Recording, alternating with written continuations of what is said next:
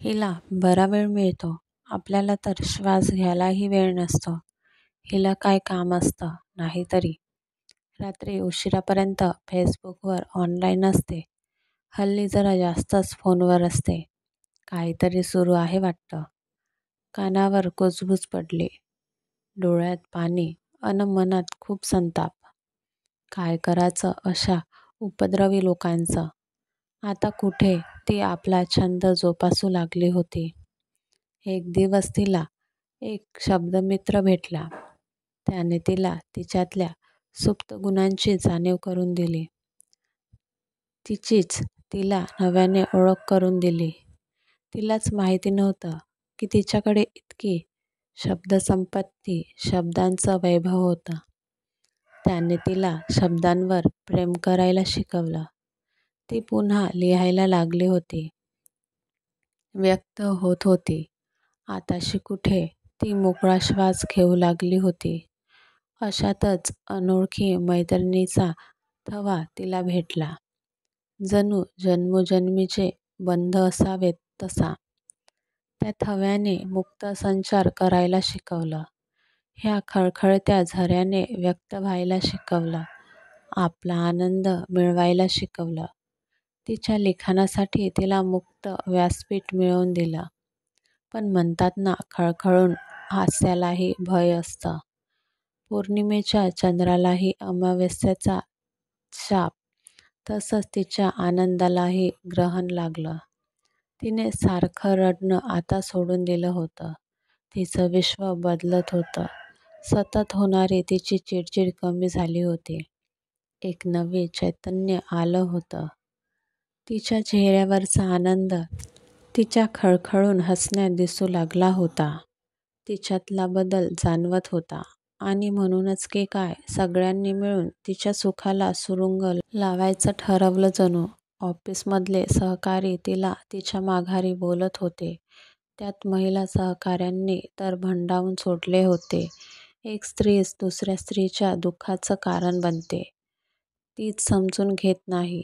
या बायकांचं काही कळतच नाही. ऑफिसमधल्या गॉसिपिंग मध्ये भाग घेतला की चांगलं, नाहीतर तीच होते गॉसिपिंगचा विषय. चेहरा दुःखी करून बसलं तर काय हिचं नेहमीचं रडगाणं. आनंदी असलं तर हिला काही वाटतं का? नवरा गेलाय तरी कशी मस्त राहते. असे अनेक शब्दांचे हृदयावर प्रहार. सोसायटीतल्या बायकांना दुसऱ्यांच्या घरात जास्त इंटरेस्ट. त्यांचे गॉसिपिंगचे विषय तर एकदम भन्नाट.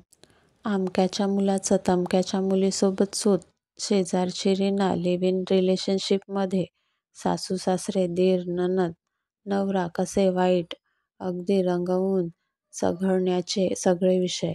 तिला नाही आवडायचं. नवरा हा विषय निघाला की तिला त्रास व्हायचा. त्यांचं एकमेकींच्या नवऱ्यावरून एकमेकींना चिडवणं तिला अपूर्णत्वाची जाणीव करून द्यायचं. सगळं असूनही रितेपणाची जाणीव व्हायची.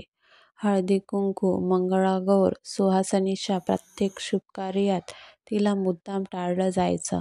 म्हणून मग तिने तिचं कार्यक्षेत्र बदलून टाकलं. ती शब्दांच्या विश्वात रंगत होती, व्यक्त होत होती, मनातले भाव पानावर उतरवत होती. काय चुकलं तिचं? का तिच्या हसण्यावर निर्बंध? का आनंदावर विरजन? तिचं छान राहणं, तिचं हसणं, तिचं दिसणं का डोळ्यात खुपत होतं साऱ्यांच्या? एखादी स्त्री रात्री उशिरापर्यंत ऑनलाईन असेल तर ती वाईटच करत असते का? मग हाच प्रश्न पुरुषांना विचारला जातो का हो? पुरुषांना अशा प्रसंगांना सामोरं जावं लागतं का हो? त्याच्या एकटे राहण्यावर कोणी आक्षेप घेतलाय? त्याच्या स्वैर वागण्याला आजवर कोणी जाब विचारलाय? तो विदूर आहे म्हणून कोणी त्याचा उपहास केलाय? त्यालाही होते का अपूर्णत्वाची जाणीव? मी नाही ना? मग तिलाच का सगळे प्रश्न? का तिला द्यावी लागतात अग्निपरीक्षा सीतेसारखी? का तिच्या अब्रूचे धिंदबडे द्रौपदीसारखे? का तिच्या चारित्र्यावर शिंतोडे? एकटी स्त्री म्हटली की सगळे लचके तोडायला तयार. जंगली श्वापदे सारी. पण खरंच प्रत्येक घराला, मादीला, नराचं संरक्षण हवंच का? का ती नाही का? तितकी सक्षम स्वतःचं रक्षण करण्यासाठी. तिने स्वतःसाठी जगायचं ठरवलं तर काय चुकलं तिचं? सर्व स्त्रियांची हीच कथा. मग ती विधवा असो, घटस्फोटीत असो वा कोणी परित्यक्ता असो किंवा लग्न न झालेली एकटी राहणारी स्त्री असो, प्रत्येकाची कहाणी थोड्याफार फरकाने सारखीच. खरंच आजही स्त्री बंदिनीच. कधी संपणार हे सगळं? कळेल का कोणाला तिची ही कथा, तिच्या मनाची व्यथा? ही कथा आवडल्या असल्यास लाईक करा, शेअर करा आणि सबस्क्राईब करा. धन्यवाद.